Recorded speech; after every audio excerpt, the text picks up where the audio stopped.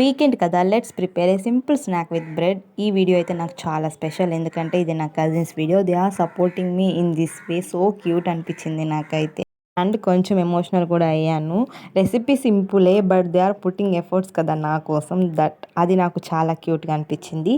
So రెసిపీలోకి వెళ్ళిపోదాం. First అయితే dressing prepare చేసేసుకుందాం. దానికోసం అయితే ఇక్కడ ghee, oregano, chilli flakes, chopped garlic, instead of ghee you can use butter గా మనం మిక్స్ చేసుకోవాలి. తర్వాత ఇక్కడైతే మనకు డ్రెస్సింగ్ రెడీ అయిపోయినట్లే. నెక్స్ట్ అయితే ఇక్కడ మిల్క్ బ్రెడ్ తీసుకున్నాం. మిల్క్ బ్రెడ్ తీసుకున్న తర్వాత ఇంకేముంది, మనం రెడీ చేసుకున్న డ్రెస్సింగ్ని ఇలా బ్రెడ్ అంతా స్ప్రెడ్ చేసుకోవాలి ఈవెన్గా.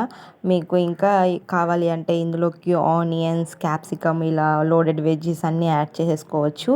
దాని తర్వాత చీజ్ అయితే యాడ్ చేసేసాను. చీజ్ యాడ్ చేసేసిన తర్వాత టాప్లో ఒక బ్రెడ్ పెట్టేసి, నాకు ఇంకా గాలి కూడా ఆడకుండా గట్టిగా ఇంకో బ్రెడ్ పెట్టేసి క్లోజ్ చేసేసేయాలి.